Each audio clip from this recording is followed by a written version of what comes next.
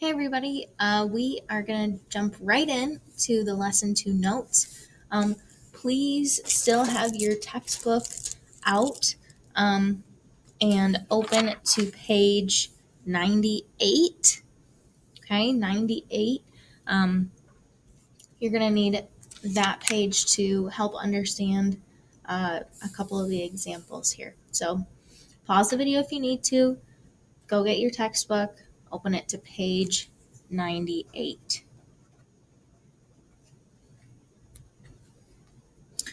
All right, let's talk about example 1.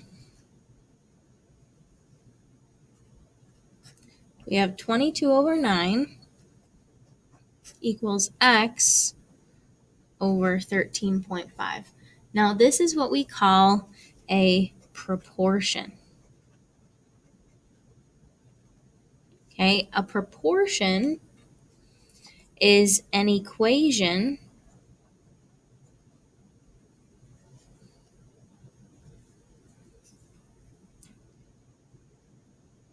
comparing two ratios. So this is a ratio, aka a fraction, equaling another fraction. Okay? And the way that we solve a proportion, we solve by cross multiplying.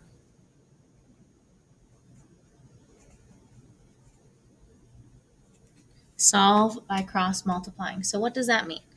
That means that I am going to multiply 22 and 13.5, and I'm also going to multiply 9 and x. So it makes a little cross multiply. 22 times 13.5 gives us 297, and 9 times x is, of course, 9x, and now all we have to do is divide both sides by 9, and we get x equals 33.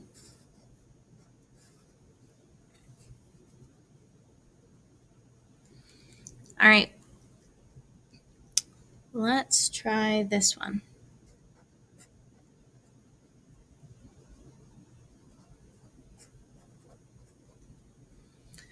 All right, I'd like you to pause the video and try this one, solving this proportion on your own. All right, hopefully you were able to get y equals 11. If not, go back and check your work compared to mine and see if you can figure out what went wrong. Let's try this one together.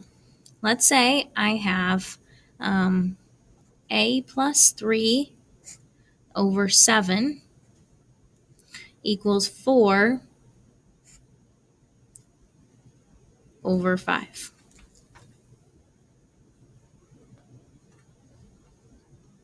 Again, this is a proportion, two ratios set equal to each other, so we're going to cross multiply. I'm going to do 7 times 4, and I'm going to do 5 times a plus 3. So 7 times 4 gives me 28. And when I do 5 times a plus 3, it's really important. Are you listening? It's really important that you put the a plus 3 in parentheses. So you need to put the a plus 3 in parentheses because this 5 has to be multiplied to everything, not just the a. Because what I'll see a lot of times students do, they'll just write 5a plus 3. But this 5 needs to be multiplied to everything and be distributed, which is exactly what we're going to do next. So I'm going to distribute this 5. So I have 5a plus 15 instead of just 5a plus 3. And now we can solve for a. Subtract 15 from both sides. That gives me 13.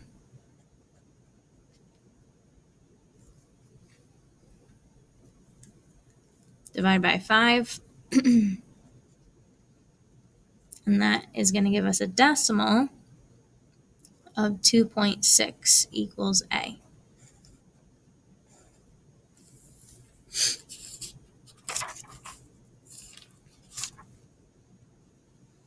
All right. I'd like you to write this one down.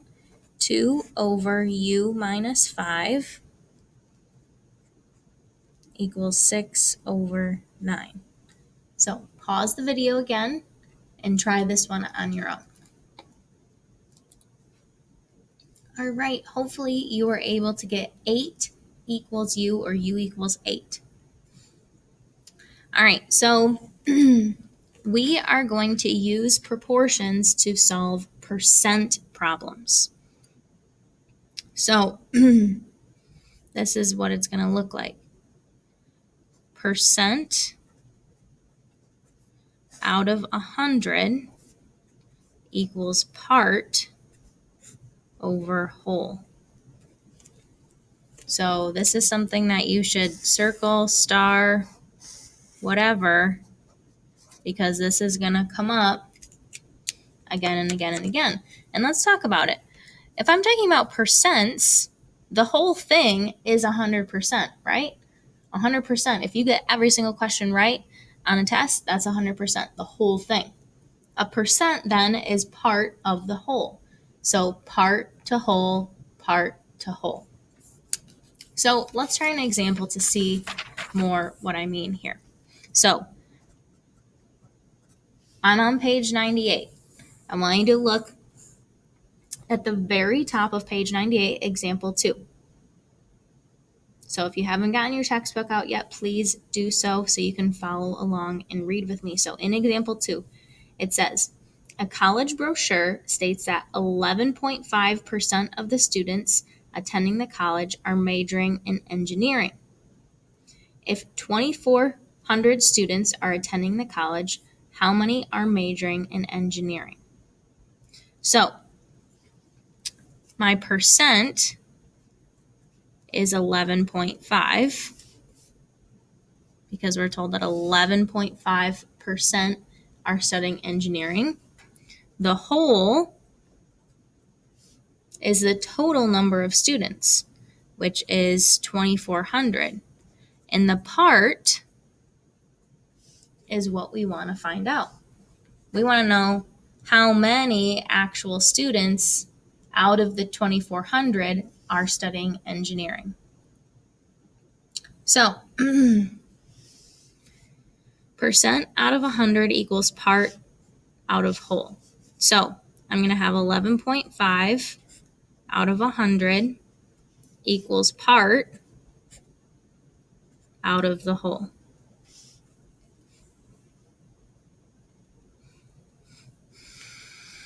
I'm going to cross multiply,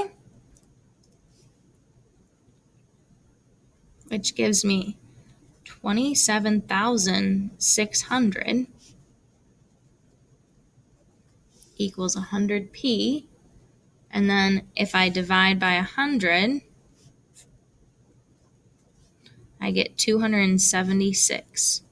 So what does that mean? That means that 276 students study engineering.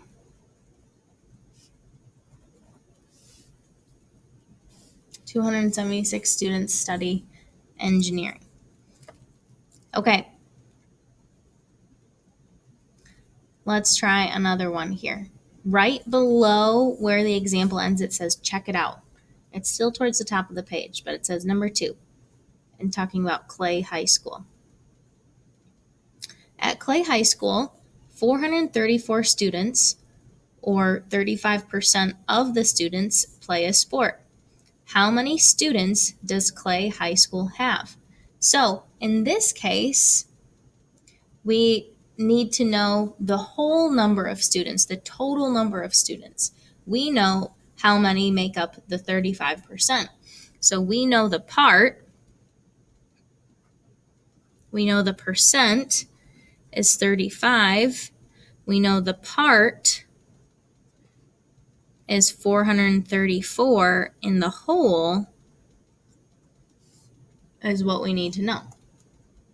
So let's set it up. Percent out of 100 equals part out of whole, which we don't know. Now I'm going to cross multiply. 35W equals 43400. Now I'm going to divide by 35.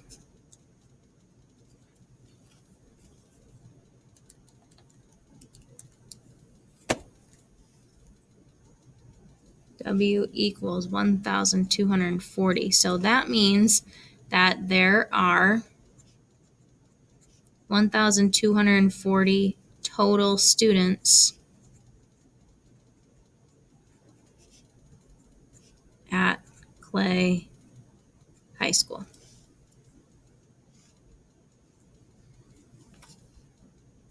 All right, moving along.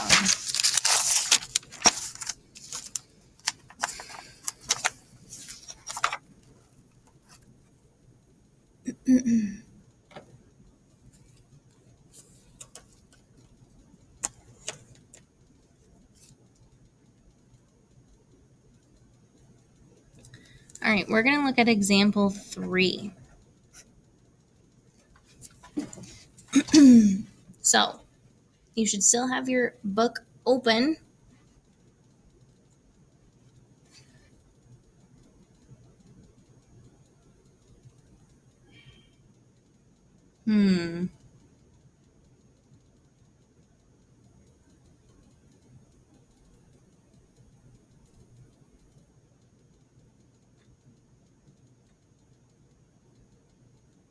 You know what? We're going to skip that one. So, we're actually going to look where it says example 5.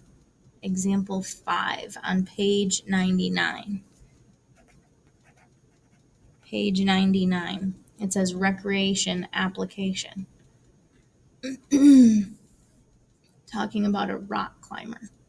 So, it says a rock climber wants to know the height of a cliff.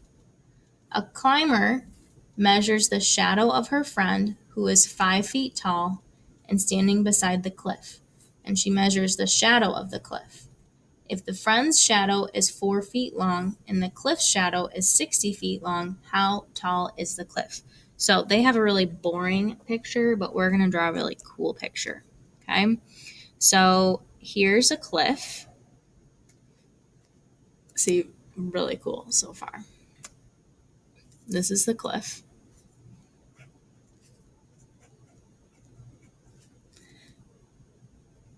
And the sun must be over here somewhere because there's a shadow.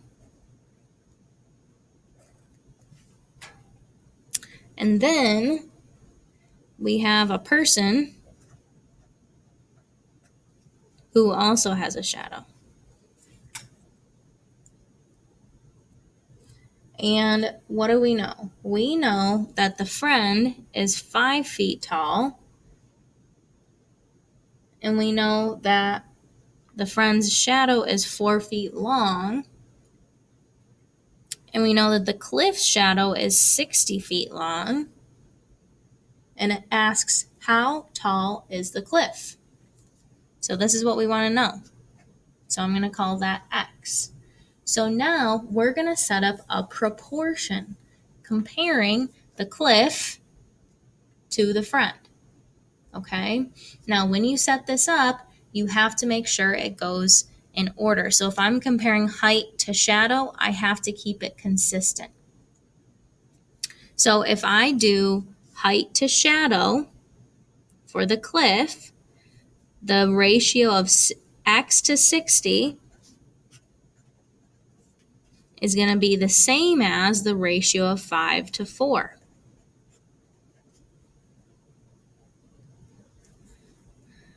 Now I can cross multiply. Divide by 4. X equals 75. So the cliff is 75 feet tall.